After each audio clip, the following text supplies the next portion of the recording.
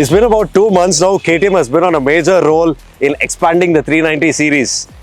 Keeping aside the Duke 390, the RC 390, you're looking at the Adventure series. You have the standard variant, the very low seat height variant, the X and the spoked wheel version. Now there's a reason why KTM might have, all these variants across one single engine, one single frame, but it serves to different kind of people with different budget in mind. Well, today we have the Adventure X here. My name is Ajit. This is Bikenbiker. Let's see what this boy can do.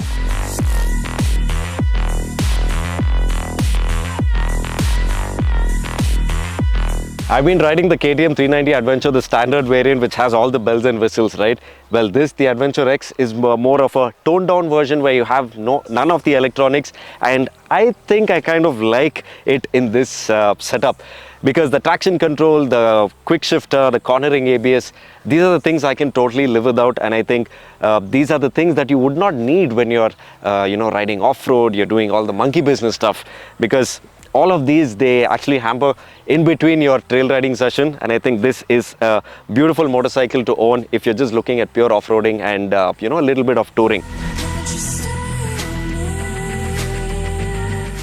So let's get a little more in deep of the Adventure X, talking about the major differences that you see the minute you swing your leg over the motorcycle.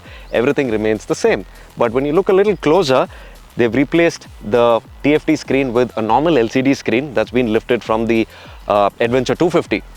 And it shows you the required information like your mileage, your odometer, the RPM, the time, the date, and all of that stuff like that. Simple stuff, kept it very neat and minimalistic. And when you look down a little bit, you also have non-adjustable brake and clutch levers, which has been lifted from the older RC and the Duke 390s.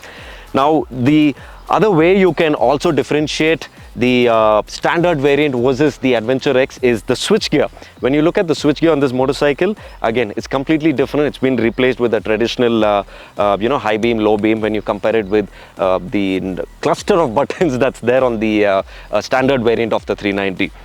And looking at the overall performance of the motorcycle, I think this has not changed, which is where I think KTM has done a fantastic job retaining that trellis frame and that beautiful rocket engine, the 373cc pocket rocket, I would call it. Nothing has changed there, but for some reason, I'm not sure, because I've ridden my bike for over 50,000 kilometers and maybe the performance has dropped a little bit, but on this the power seems a little more nice. It feels a little more instant.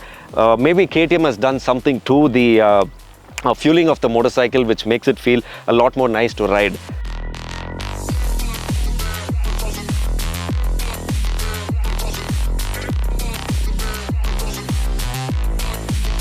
All the changes KTM has been making throughout the 390 Adventure series, I think the one main problem, this still remains in the 390 books. That's the low-end torque.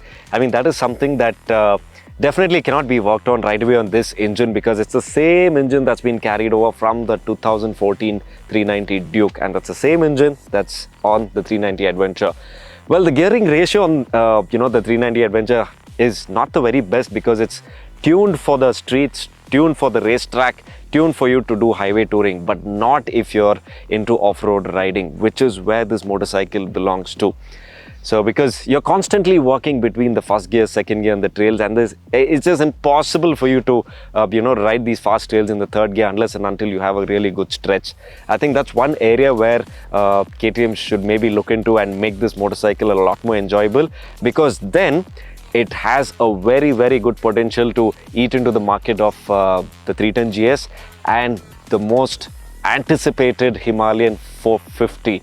This is going to be a really good competition, because this guy is going to sit right in between both these motorcycles, and it would be great to see people choose between these three motorcycles regardless of the equipment it comes in. The price point is going to be the main catch here.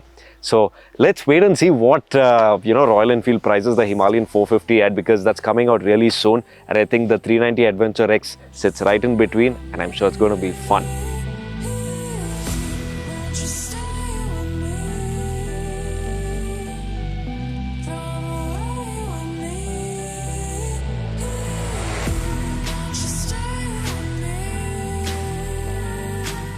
So you've been that adventure enthusiast waiting to pick up a KTM, but this has been totally out of your budget, the 390 Adventure.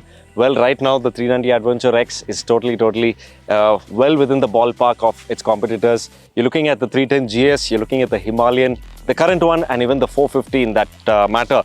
But again, both these motorcycles are really good motorcycles as well, the 310 GS and the Himalayan. They excel in different departments. This excels in the price department, the power to weight ratio, and the kind of fun you can have on this motorcycle, lightweight.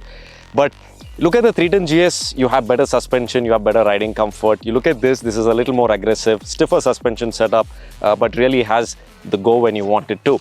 Whereas the Himalayan, it might not have the power, it might not have the bells and whistles of both these other motorcycles. But again, you're looking at a lot of weight, you're looking at good low-end torque to get you out of trouble in those tough situations.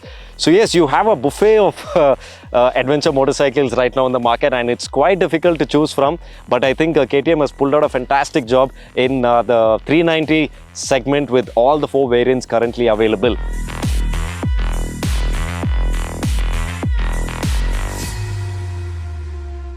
So you've just walked into the KTM dealership to check out the 390 Adventure. To pick up one maybe, but you're a little confused on which one to pick up because you have 4 standing right there. Well, you're into touring, you would want to just look at hardcore road touring, pick up the standard variant, comes with all the bells and whistles. You're someone on the shorter side, someone who's about maybe 5'2", 5'5", 5'6". Anything below 5'6", I would recommend picking up the lowered variant of it, where you just get lowered springs up in the front and at the rear. Now, you're on a tight budget, but you still want to go touring, do a little bit of soft roading. It's right here. The Adventure X does the job really well. If someone like me who's doing a lot of off-roading, doing a lot of monkey business, jumping around, you wouldn't want to break the alloys, play a bit with the suspension setup. You're looking at the 2023 Spoked Wheel Edition, which comes with fully adjustable suspension in the front and the rear, and with the tube spoke wheels as well. So this is the list of motorcycles KTM has under one roof right now, and it's going to get even better in the coming few months. So if you're looking at accessorizing this motorcycle, we have you covered from Bikenbiker. You can visit our website www.bikenbiker.com and check out all the accessories we have for this motorcycle. In terms of service costs, they remain pretty much the same, untouched, $2,500–3,000 bucks for all the 4 variants. Nothing has changed. The same parts go on to this motorcycle. So that's pretty much our first ride experience of the Adventure X. We are really looking forward to check out the spoked wheel version. We really have to belt that bike around. So stay tuned for that. Don't forget to like, comment, share and subscribe. My name is Ajit. I'll see you guys in the next one. There's also another news for all the guys who've got the standard motorcycle, the first variant of the Adventure 390. The spoked wheels and the suspension, the front and the rear, will be available as a retrofit accessory. I'll see you guys in the next one.